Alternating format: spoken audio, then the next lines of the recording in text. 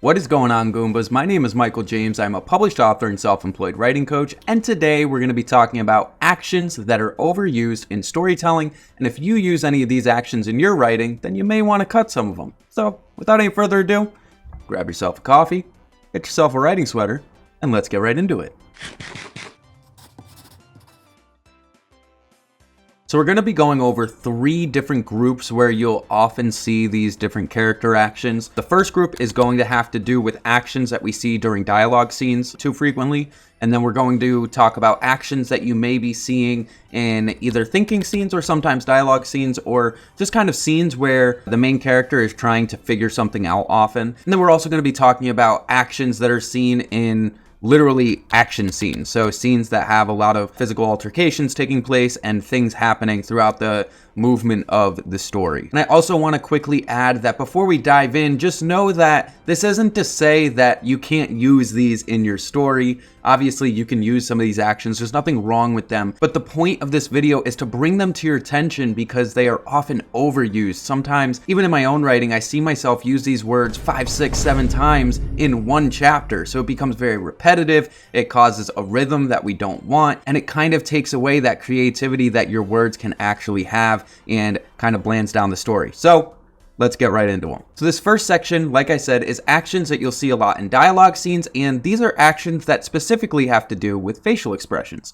Now, facial expressions are really important and helpful in storytelling because they can help you from not telling how someone feels. Instead of saying someone's confused, you can show how they feel. You can say that they cocked an eyebrow or raised their eyebrows or whatever it may be. The problem is that some writers will pick one specific facial expression and they'll use it over and over and over and over again throughout all of their writing. So some of these words include nodding, sighing, furrowing or raising one's eyebrows, or cocking an eyebrow like I said, or blinking or squinting, or shrugging or smiling, or scrunching your nose. Now you could probably add to this list, but this is just an overview of the ones that I see most frequently when I'm editing for my clients, and I also see sometimes in my own writing. Try to think of unique ways that you can name them. And again, it doesn't mean you can't use these, just don't overuse them, and find new ways you could show someone's confusion or someone's anger or someone's agreement or whatever it may be. This second set of actions, as I said, has to do with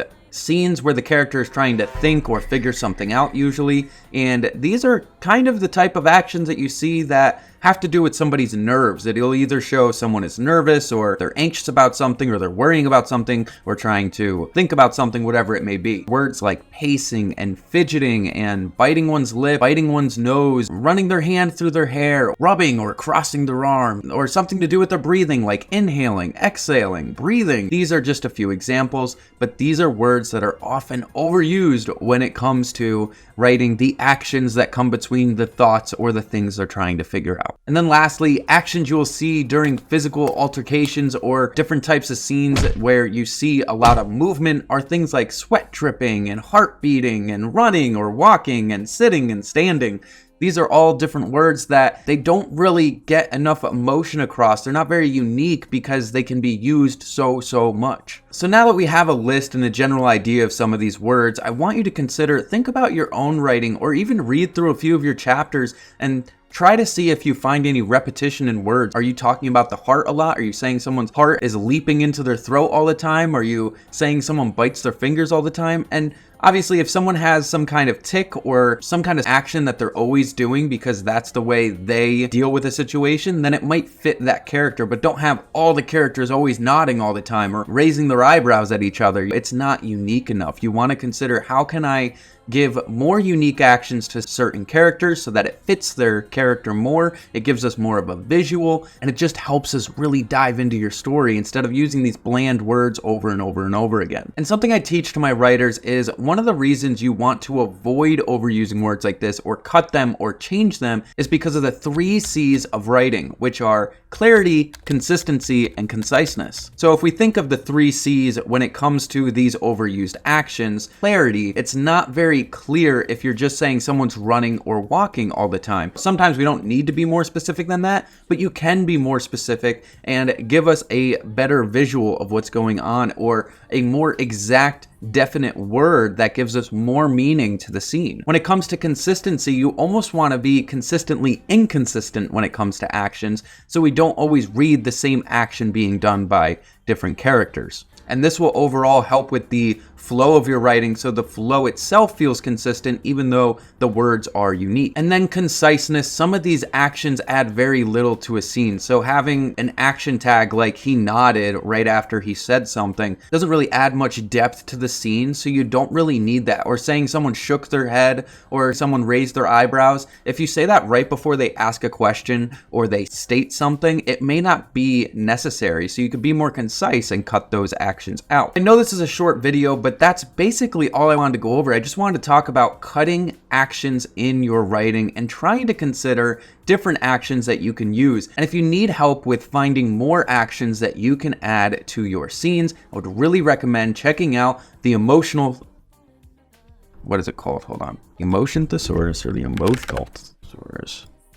If you need a useful tool in order to help you get rid of these, I would really recommend checking out the Emotion Thesaurus for writers. You can find it on Amazon. I'll leave a link in the description if you want to check it out. It's a great tool that goes over different ways that you can describe something. So instead of heart beating, you might find that it gives a bunch of different emotional suggestions that you can use for that specific phrase. If you like this type of content, please leave a like and let me know in the comments below. If you have any other ideas you want for a video or have a question on a video, leave them below. I'd love to interact with you guys and help provide more content that you guys are interested in. I also want to quickly mention that my third novel is coming out.